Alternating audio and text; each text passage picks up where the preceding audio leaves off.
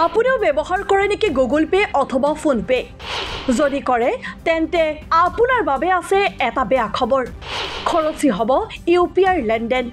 প্ৰতিটো ইউপিআই লেনদেনৰ বাবে আপুনি ভৰিব লাগিব অতিৰিক্ত ধন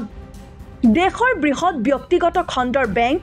ICICI ফোন পে গুগল পেৰ দৰে এপ প্ৰদান কৰা ইউপিআই সেৱাৰ পৰা লেনদেন হ্যান্ডলিং মাসুল লবলৈ আৰম্ভ কৰিছে যাৰ ফলত প্ৰভাৱিত হৈছে ইউপিআই সেৱা ব্যৱহাৰকাৰীসকল ইউপিআই পেমেন্টৰ ওপৰত লেনদেন চাৰ্জ আৰোপ কৰাৰ কথা যোৱা কেইবামাহু ধৰি চলি আছিল যদিও চৰকাৰে বিষয়টো সম্পূৰ্ণৰূপে অস্বীকাৰ কৰিছিল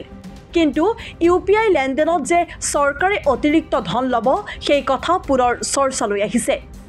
ইউপিআই লেনদেনৰ বাবদ ধন লোৱা প্ৰক্ৰিয়াটোক যদি আমি সহজ ভাষাত ক'বলৈ যাওঁ আসলতে ফোন পে গুগল পেৰ দৰে এপবোৰে ইউপিআই লেনদেনত কেৱল এডাল সাকু হিচাপে কাম কৰে আপোনাৰ একাউণ্টৰ পৰা ধন ডেবিট কৰি আনজনৰ একাউণ্টত জমা কৰা হয় কিন্তু এই সমগ্ৰ প্ৰক্ৰিয়াটোত দুটা বেংকো জড়িত হৈ আছে যেনেকৈ টকা ICICIৰ পৰা ডেবিট কৰি SBI লৈ যায় বা বিপৰীতভাৱে অৰ্থাৎ প্ৰতিটো লেনদেনত সংশ্লিষ্ট বেংকৰ ভূমিকাও সৰ্বাধিক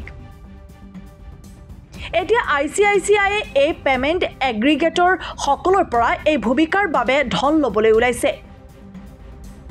এতিয়া যদি দুটাজনৰ একাউণ্ট আৰু লওতাজনৰ একাউণ্ট ICICI বেংকত থাকে তেন্তে দুটাজনে 100 টকা পৰ্যন্ত ভৰিব লাগিব চাৰ্জ আৰু যদি বেলেগ বেংক হয় তেন্তে প্ৰতিটো লেনদেনত 10 টকালৈকে ল'ব পাৰে চাৰ্জ ICICI এই কাম কৰা প্ৰথমটো বেংক নহয় ইয়াৰ পূৰ্বে ইয়েছ বেংক আৰু এক্সিছ বেংকেও এই কাম কৰি আহিছে কিন্তু ICICIৰ গ্ৰাহকৰ সংখ্যা বহুত বেছি গতিকে ইয়াৰ প্ৰভাৱ ব্যৱহাৰকাৰীসকলৰ ওপৰত নপৰিব পাৰে কিন্তু ইয়াৰ প্ৰভাৱ ব্যৱসায়ীসকলৰ ওপৰত নিশ্চিতভাৱে পৰিব ইয়াৰ আটাইতকৈ ডাঙৰ উদাহৰণ হ'ল পেমেন্ট সাউণ্ড বক্স যাৰ বাবে ব্যৱসায়ী বা দোকানীয়ে প্ৰতিমাহে নিৰ্দিষ্ট মাসুল দিব লাগে